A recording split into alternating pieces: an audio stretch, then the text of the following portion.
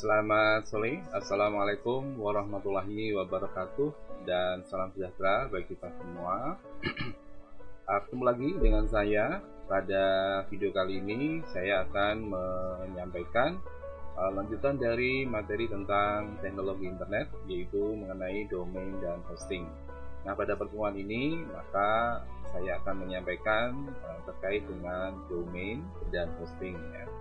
Nah, saya ucapkan selamat datang bagi yang sudah hadir pada pertemuan kali ini dan sudah login ke Siakat serta presensi di live chat ya. Nah, bagi yang belum hadir silakan untuk segera login ke Siakat dan presensi ke live chat. Nah, supaya menyingkat waktu, saya akan langsung saja masuk pada materi ya. Nah, jadi materi pada hari ini yaitu mengenai domain dan hosting. Oke, kita akan mulai saja materi kita pada hari ini.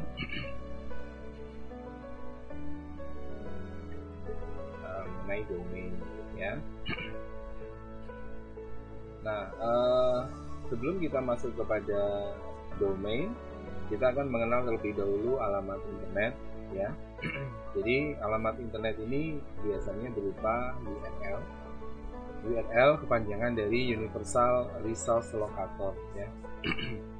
Nah, URL ini adalah sebuah rangkaian karakter ya dengan format yang standarnya tertentu, yang digunakan untuk menunjukkan alamat dari suatu sumber ya, seperti dokumen dan gambar yang ada di internet ya.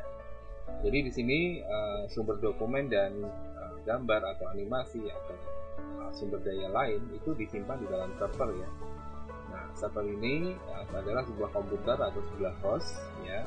Di sana ada web server yang menyimpan web ya, dan masing-masing dari server tersebut atau host tersebut memiliki alamat internet atau yang disebut dengan internet protokol ya. Jadi berupa numerik susunan dari beberapa angka ya, dan memiliki sebuah nama domain. Nah, nama domain ini yang sering kita sebut sebagai URL ya, misalnya http://www.google.com ya. Nah, Google ini adalah sebuah nama domain ya.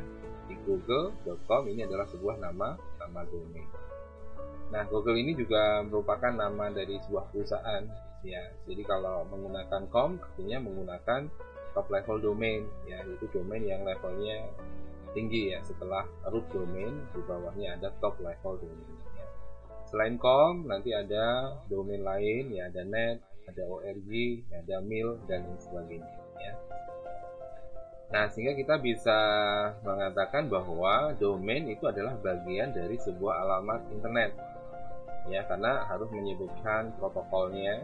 HTTP itu adalah protokolnya, Hypertext Transfer Protocol, kemudian menyebutkan jaringannya yaitu www atau World Wide Web, itu adalah nama dari jaringan ya.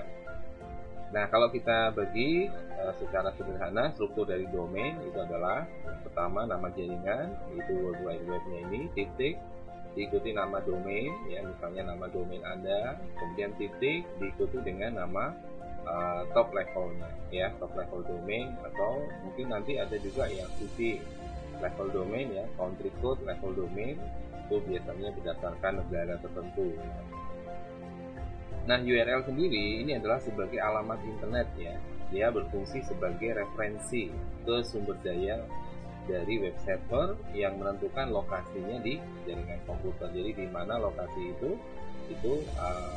diidentifikasi menggunakan internet protokol tadi ya, atau sebuah host ya, di mana URL ini menyediakan sumber daya ya yang ada di server itu untuk bisa diakses gitu ya. Nah, sebenarnya alamat URL ini adalah sebenarnya kumpulan dari atau sederetan ya dari angka yang disebut dengan tadi ya internet protokol, yaitu protokol yang mengatur interconnection network ya. Jadi aturan-aturan agar komputer-komputer host ya saling terkoneksi, atau jaringan-jaringan komputer di seluruh dunia saling terkoneksi. Ada sebuah contoh dari internet protokol yaitu 106, 10, 250 dan 10 ya. Ini adalah contoh dari IP ya, atau internet protokol dari domain www.yahoo.com.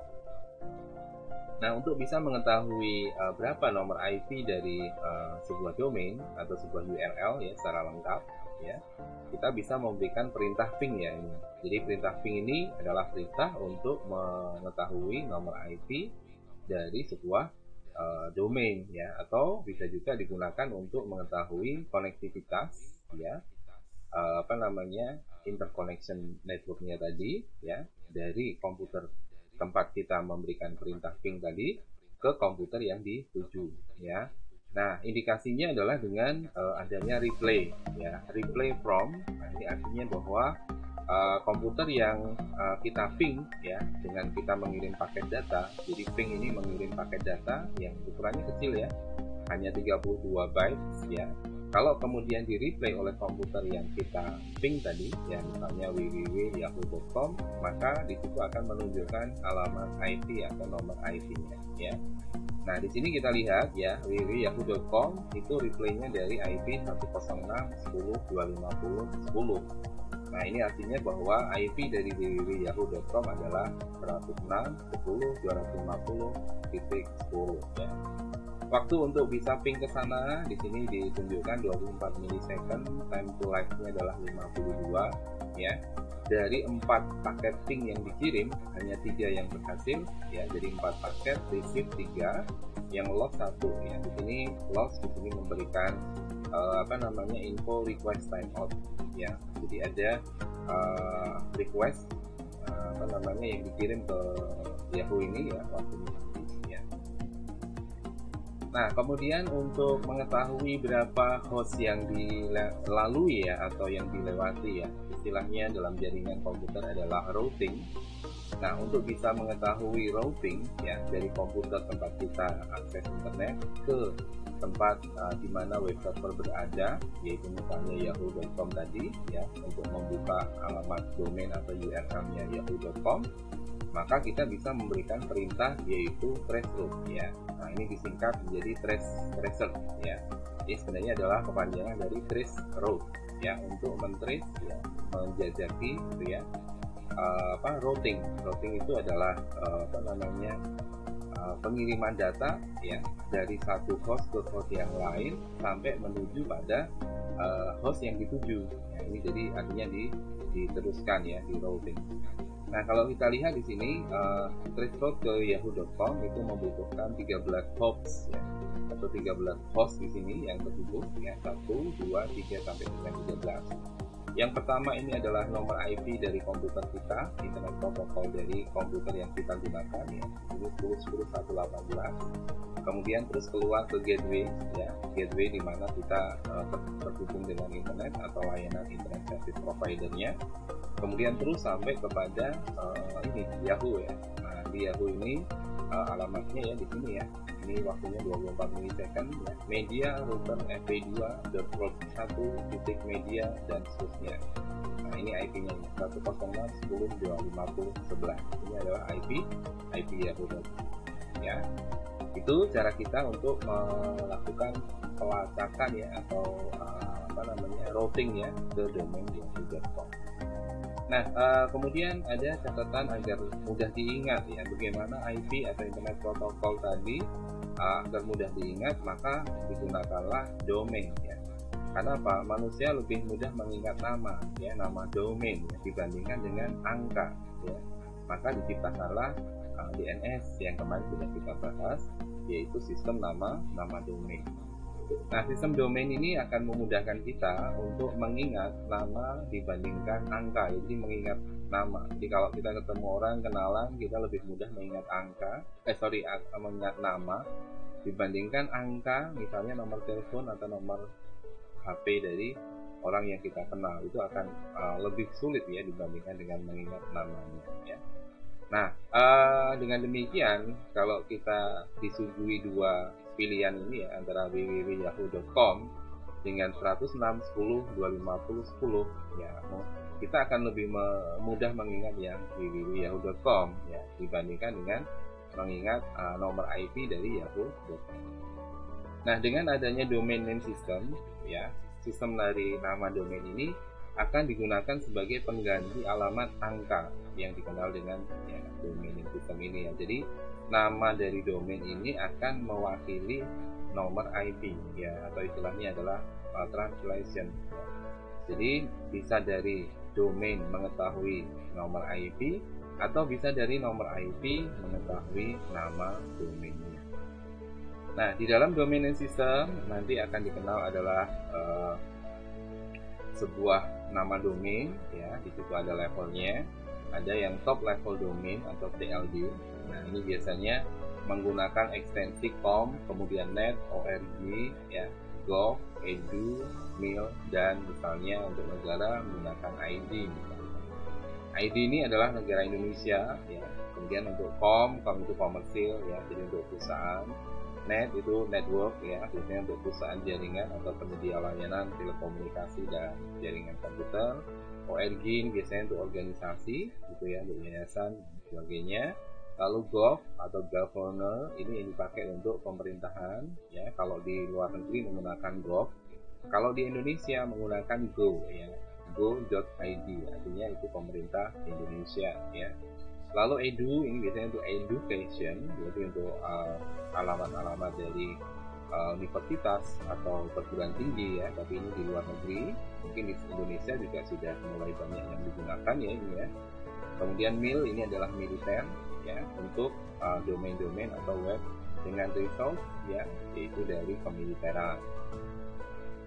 Nah, top level domain itu adalah akhiran dari sebuah nama domain yang menunjukkan pemilik ya, dengan tingkatan tertinggi, namanya top level domain.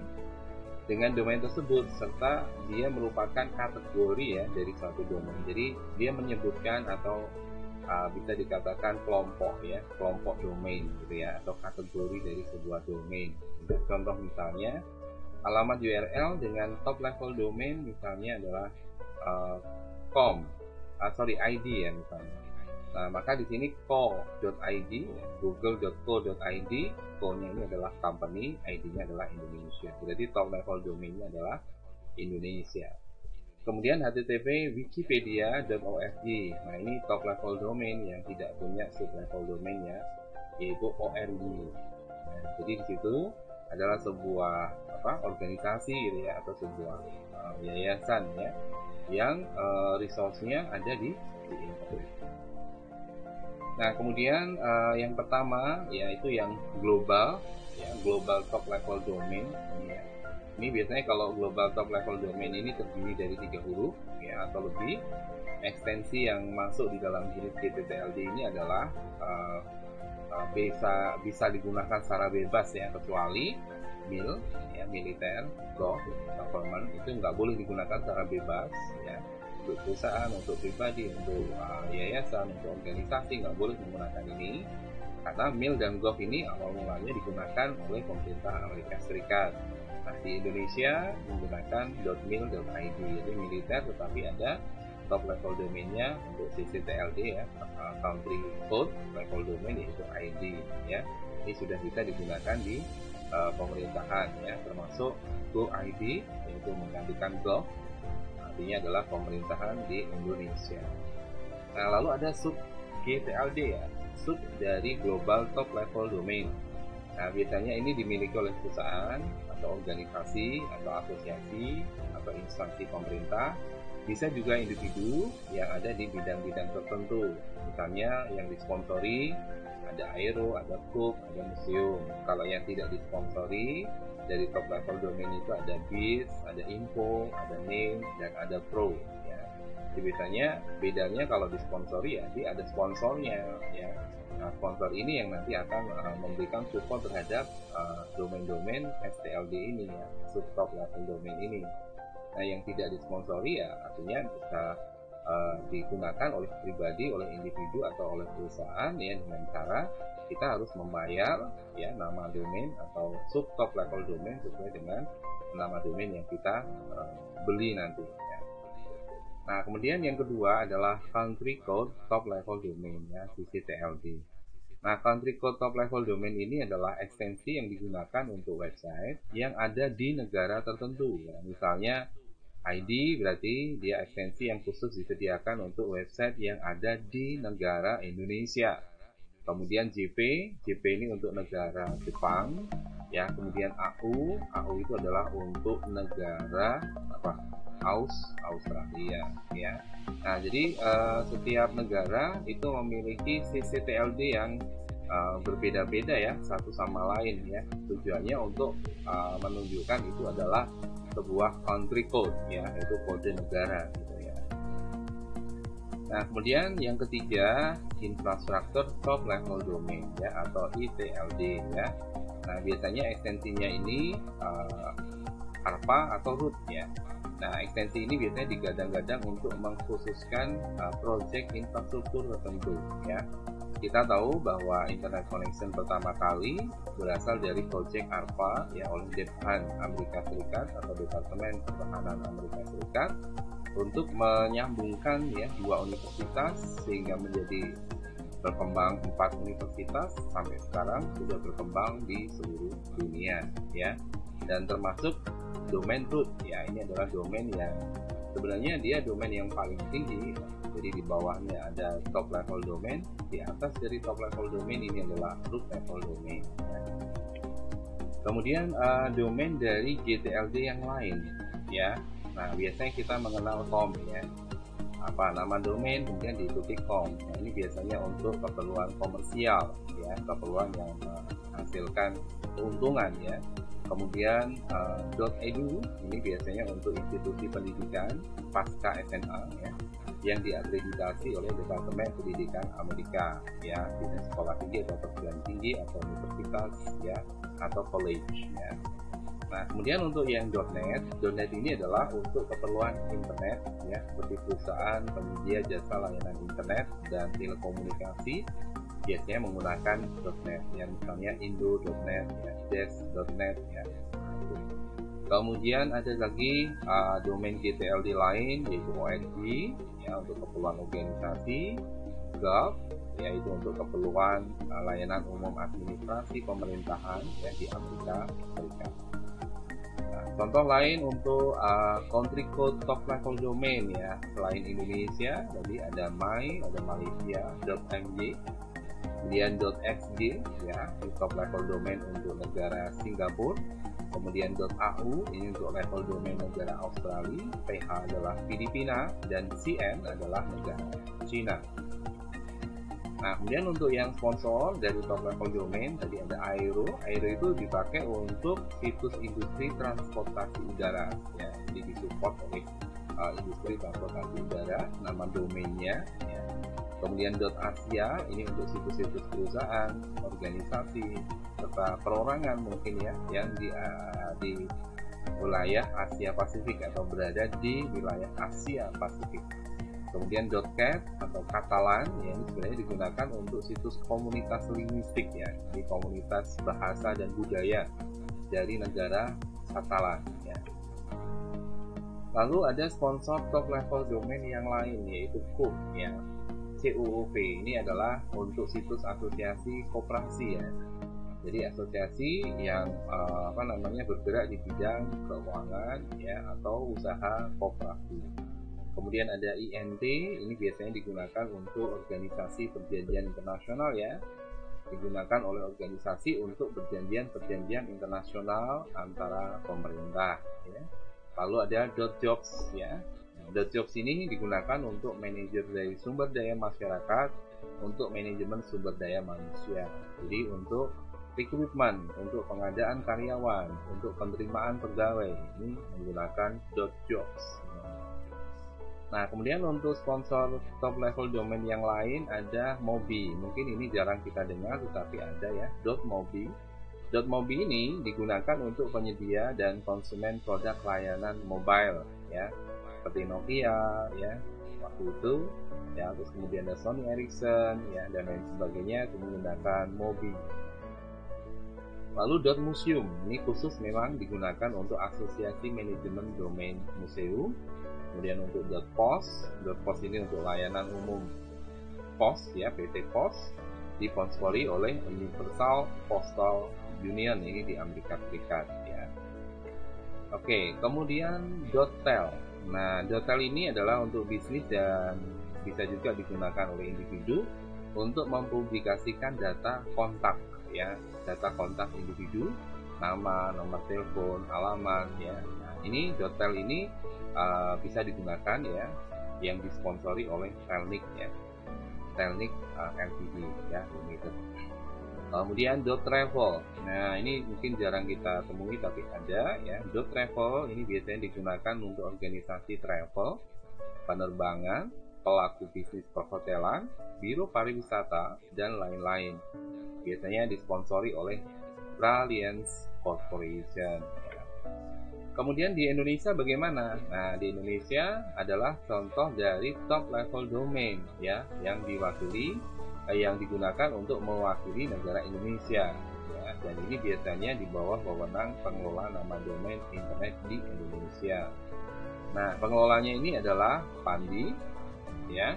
Situs resminya ada di https ya, www.pandi.id. Nah, kalau Anda buka domain Indonesia ini, ekstensi-ekstensi yang di belakangnya itu selalu menggunakan ccTLD ID ya, contoh AC ID ya, .ac.id itu digunakan bagi lingkungan organisasi akademik perguruan tinggi ya, misalnya Unistekom AC ID. Kemudian nama dari beberapa universitas lain yang menggunakan ekstensi di belakangnya adalah ACID. Kemudian co-ID ya, co-nya ini sebenarnya adalah com ya, tetapi karena di Indonesia ya itu menggunakan co, artinya company ya, untuk organisasi yang komersil di Indonesia, jadi co-ID ya. Nah, di sini ada ketentuan dan kebijakan yang selanjutnya nanti diperuntukkan untuk perusahaan. Jadi kalau mau memiliki domain ini harus ada syarat-syarat ya, dokumen-dokumen perusahaan. Kemudian desa ID. Nah, ini desa ID ini baru ya, berkembang ya, saat ini sudah banyak sekali halaman web yang basisnya adalah desa ID. Nah, ini biasanya digunakan untuk pemerintahan desa. Kemudian untuk organisasi di Indonesia, ORID ya, biasanya untuk organisasi selain perguruan tinggi, selain sekolah, selain institusi militer atau selain institusi pemerintahan ya, boleh menggunakan ORID. Kemudian NetID biasanya digunakan untuk organisasi yang memiliki izin penyelenggaraan jasa telekomunikasi atau internet. Contohnya Indo.net ya, kemudian Desnet ya, yang tergabung di dalam APSI ya, Asosiasi Pengusaha Jasa Internet Indonesia. Lalu Web ID, nah ini biasanya dipakai secara personal, boleh seorang individu ya, atau bisa digunakan oleh institusi atau organisasi yang memang memiliki web ya. Jadi itu artinya adalah web di Indonesia. Kemudian domain Indonesia yang lain adalah SCHID. Nah, ini biasanya untuk mengakomodasi organisasi sekolah ya, TK, SD, SMP, SMA atau yang setara ya, madrasah aliyah ya, itu juga bisa menggunakan SCHID. Kemudian GoID biasanya digunakan khusus bagi instansi pemerintah, yaitu artinya governor atau government ya. Lalu MIL ID digunakan untuk kalangan militer. Nah, ini adalah alamat web dari Pandi ya, pandi.id. Nah, di sini Anda akan menemukan beberapa menu di sana. Ada beberapa informasi di sini ya. Ada sekian domain yang sudah terdaftar, 200.000 lebih ya domain yang terdaftar di sana, dan kita bisa mengecek ya alamat ID yang mungkin nanti akan kita gunakan sebagai nama domain ya. Anda bisa cek di sini find your domain name ID. Kemudian Anda klik cek ya. Kalau Anda cek kemudian di sana ada available ya, tersedia gitu ya alamat domainnya, Anda bisa gunakan itu. Nah, kalau kita lihat statistik dari domain ID ya, mulai dari bulan Desember tahun 2017 sampai September 2018, sekarang 2020, nah ini pasti sudah meningkat ya. Jumlah web dengan domain ACID saja itu dari 4.359 menjadi 4.601. Nah, ini meningkatnya sudah 200 lebih ya. Ya, sudah 200 lebih. Kemudian BIS ID ya, ini untuk bisnis ya, dari 1.800 ke 2.100 sekian. OID dari 103 menjadi 106 ya. Desa ID tadinya nggak ada sama sekali ya. Di bulan Desember 2017 sudah ada 4.500 sekian sekarang ya di bulan September 2018 ya menjadi 6.000 sekian. Kemudian situs pemerintahan ada 3.800 sekian ya, meningkat menjadi 3.900 sekian. Nah, situs ID sendiri yang ekstensi di belakangnya adalah top level domain ya, TCTLD 80.600 sekian. Kemudian di 2018 menjadi 87.000 ya, jadi ada 7.000 tambahannya. Militer dari 318 menjadi 342. MyID ya, ini untuk individu ya, ini yang sudah punya website ya, itu meningkat ya dari 5.000 sekian sampai 5.600 sekian ya, ini naik turun ya kayaknya.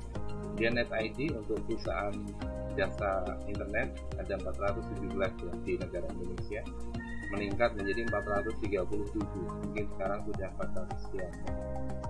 Untuk ORID ya, organisasi sendiri, Anda lihat di sini ada berapa organisasi di Indonesia, ada 9.000 sekian ya, meningkat. Nah, ini bahkan mungkin turun ya kalau yang ORID ini dari 9.900 menjadi 9.100 sekian. Ini adalah alamat web dari Gunung Rejo, Desa ID. Anda lihat di situ ya, ada informasi tentang desa. Ya, ini menggunakan domain ID ya. Kemudian desa Nyanglan ya, nyanglandesa.id. Nah, ini di sana ada informasi visi dan misi desa ya, profil desa, pemerintahan desa ya, lembaga masyarakat dan data desa. Kemudian ada contoh lagi Sekartaji Desa ID ya, ini ada di Klungkung, berarti ini di Bali ya. Nah, di sana ada beberapa info yang terkait dengan desa ya, ada profil pemerintahan desa, kemudian lembaga masyarakat ya, data-data desa, SIG ya, bahkan ada tulisan informasi geografi yang menunjukkan peta ya, atau secara geografis desa Sekartaji ini seperti apa bisa dilihat di SIG-nya ya. Kemudian ada persuratan online ya, kemudian ada laporan transparansi keuangan ya. Nah, ini bukan main ya, di desa ini sudah cukup banyak. Nah, ini contoh yang government atau pemerintahan ya, yaitu indonesia.go.id ya, ini situs pemerintah. Di sana ada profil, ada ragam layanan, ada narasi, ada berita, galeri, dan laporan ya, untuk memberikan laporan dan beberapa berita di sini ya, bisa dilihat. Kemudian situs prakerja, ini contoh yang GoID juga ya, prakerja.go.id ya. Tingkatkan kompetensi kerja dengan kartu prakerja ya. Kita bisa daftar itu ya, yang lulus SMA, SMK ya, bisa mendaftar prakerja ya. Nah, ini contoh lain adalah untuk militer di Indonesia ya, alamatnya tni.mil.id. Nah, di situ ada beberapa informasi tentang militer ya, angkatan darat, angkatan laut ya, angkatan udara, kemudian ada berita, ada siaran pers, ada publikasi ya, bahkan ada podcast Puspen TNI ya, ada Instagram, ada Twitter, ada YouTube, ada Facebooknya ya, dengan ini jargon ya, Panglima TNI bertekad membangun prajurit yang profesional, disiplin, militan, dan rendah hati ya. Oke, nah ini adalah contoh rekrutmen ya, halaman web untuk militer ya. Jadi ada khusus untuk rekrutmen, recruitment-tni.mil.id ya, ada Mabes TNI, TNI AD, TNI AL, dan TNI AU ya. Ini untuk aplikasi penerimaan Tentara Nasional Indonesia ya. Nah, kemudian untuk yang individu ya, atau pribadi ini ya, itu bisa kita daftarkan di my.id ya. Jadi kita bisa punya nama di situ, misalnya www.migun.my.id ya. Maka nanti kita bisa punya alamat web atau blog ya, yang berbasis ID. Nah, kemudian contoh lain di sini andi.my.id ya, ada beberapa informasi posting yang populer dari situs pribadinya Andi ini ya. Ada review, ada tutorial, ada layanan, ada iklan ya. Nah, apa kelebihan dari domain ID? Kelebihannya adalah peluang digunakan untuk penipuan atau kegiatan melanggar hukum sangat kecil peluangnya. Kan lebih banyak pilihan nama domainnya juga di sana ya. Karena apa? Kalau sudah menggunakan ID, identitasnya akan tercatat ya. Jadi kalau webnya dipakai untuk penipuan ya, maka akan mudah terdeteksi ya. Nah, pada search engine didahulukan untuk pasar Indonesia. Jadi kalau ada pencarian yang terkait dengan ini ya ID ya, maka nanti akan didahulukan ya. Nah, kemudian bagaimana syarat-syarat dari pendaftaran domain ID ini ya? Nama domain harus sesuai dengan kriteria penamaan dari nama domainnya. Kemudian nama domain harus menghormati dan tidak bertentangan dengan hak IPR hak paten ya. Kemudian untuk yang co-ID dan net ID ya, jika ada persyaratan SU, PDP, akte, NPWP atau surat izin yang setara ya, cukup dipilih salah satu dan lain sebagainya. Sedang dalam proses pembuatan misalnya perlu dilampirkan surat keterangan ya, atau pernyataan dari notaris. Nah, jika dianggap perlu, maka Pandi bisa meminta klarifikasi berupa surat pernyataan atau keterangan atau penjelasan pasal 23 ayat 2 Undang-Undang Nomor 11 Tahun 2008 tentang ITE ya, yang sudah diperbaiki di 2015 ya, Undang-Undang ITE. Nah, kemudian untuk masa berlaku domain, masa berlakunya adalah 1 tahun sampai 10 tahun. Jadi kita bisa membeli nama domain ya dalam jangka antara 1 sampai 10 tahun sejak tanggal persetujuan dari penggunaan nama domain tersebut. Nah, beberapa persyaratan dari domain ID ya, misalnya untuk nama domain yang top level yaitu yang ID. Ini biasanya diperuntukkan ya bagi perorangan, bisa untuk warga negara Indonesia, warga negara asing, maupun untuk perusahaan berbadan hukum bisa menggunakan ID ya. Apabila pendaftarnya adalah instansi dari penyelenggara negara, maka pendaftaran dari nama domain ID ini harus mengikuti ketetapan menteri yang membidangi komunikasi dan informatika. Kemudian untuk domain.ac.id ini harus melampirkan SK pendirian lembaga, karena ini untuk pendidikan ya, sekolah tinggi, universitas, politeknik ya. Maka harus surat pendirian lembaga dilampirkan ya, untuk kesesuaian ya dengan peraturan perundang-undangan ya. Lalu ada juga lampiran surat keterangan rektor ya, atau pimpinan lembaga ya, misalnya ketua, direktur ya. Itu harus dilampirkan termasuk KTP atau paspor dari ketua direkturnya. Kemudian untuk co-ID karena ini adalah company atau perusahaan, maka harus ada SIUP, TDP, akta, NPWP, surat izin yang setara. Pilih salah satu ya. Lalu ada KTP atau paspor dan sertifikat merek dagang bila ada ya. Kemudian untuk yang keempat .net ID ya, ini surat izinnya atau prinsip penyelenggaraan atau usaha bidang telekomunikasi dari kementerian yang membidangi komunikasi dan informatika ya, Kominfo. Jadi surat izinnya harus dari Kominfo. Lalu ada KTP atau paspor sebagai syarat tambahan. Web ID ini bisa pakai KTP atau paspor saja. Ini bisa untuk pribadi ya, web ID untuk pribadi, untuk individu. Dan untuk sekolah ya, sekolah di bawah sekolah tinggi atau perguruan tinggi ada SCH-ID. Nah, ini biasanya untuk SMA, SMK, MA ya. Nah, ini diperlukan surat keterangan dari Persek atau kepala sekolah atau kepala lembaganya. Lalu ada tambahan KTP atau paspor ya. Untuk yang non formal yang diakui oleh SKPD ya, berarti harus ada SK pendirian lembaga dari kementerian atau SKPD yang terkait ya.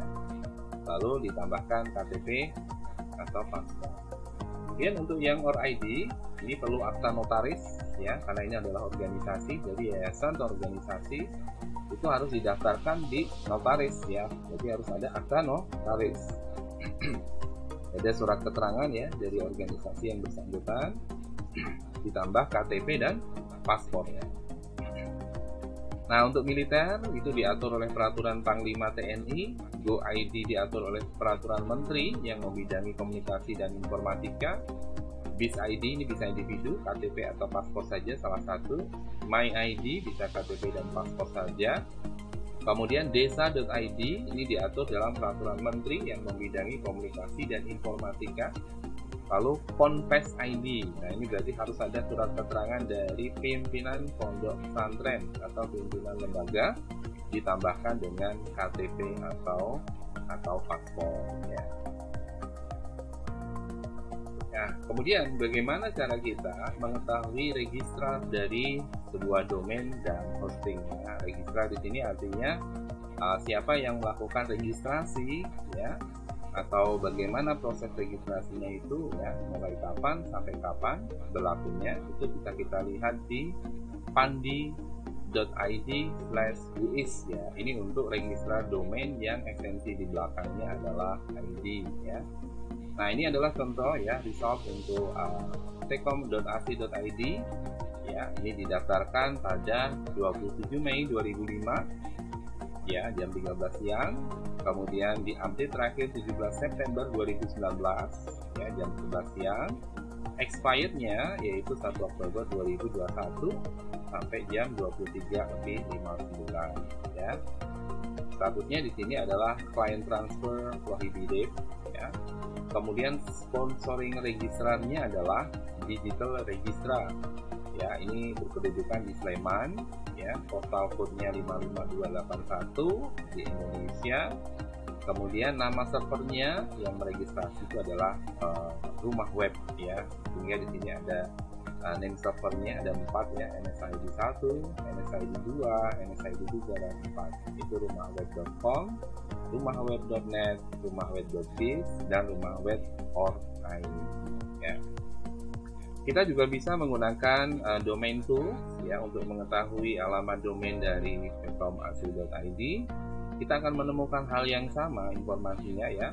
Di situ register statusnya, lalu date-nya tadi ya, create kapan, expired kapan, di-update kapan, lalu nama servernya sama persis ya. Kemudian IP-nya. Nah, ini kita bisa melihat di sini ya IP-nya dan IP location-nya. Ya, 103.30.183.50 ya, IP location di Jawa Tengah Semarang ya, PT Des Teknologi Informasi. Jadi IP-nya disimpan di PT Des Teknologi Informasi. ASN-nya adalah Desnet ASID PT Des Teknologi Informasi, register tanggal 28 Juli 2008 ya. Websitenya bisa Anda lihat, website title-nya Sekolah Tinggi Elektronika dan Komputer, server type-nya Apache ya. Kemudian OS Linux-nya menggunakan distro Ubuntu ya. Dan beberapa informasi yang lain di sini ya. Kemarin kita sudah menyebutkan pengelola dari domain name yaitu IANA ya. Nah, ini dari country-nya US. Registran ORG-nya adalah Google LLC ya. Nah, Anda lihat di sana IANA ID-nya 292, URL-nya adalah http www.markmonitor.com, WHOIS servernya adalah whoismarkmonitor.com ya. Date-nya Anda lihat di situ ya. Nah, terlihat ya di sana. Name servernya untuk yang Google ini ya, ns1 google.com, ns2 google.com dan seterusnya. Lokasi di Belanda ya, North Holland, Amsterdam.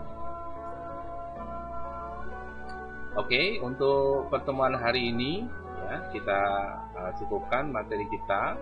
Nah, untuk pertemuan minggu depan yaitu kita akan membahas tentang web hosting ya. Mungkin ada pertanyaan, silakan. Jika ada pertanyaan Anda bisa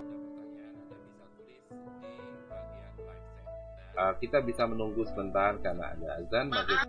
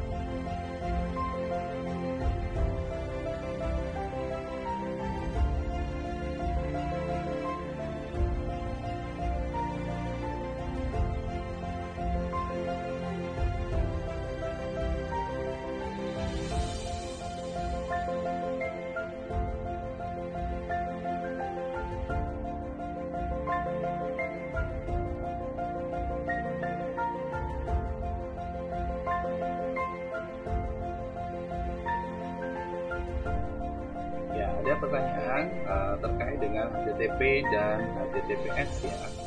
Untuk HTTP ini menggunakan protokol Hypertext Transfer Protocol tanpa adanya secure ya.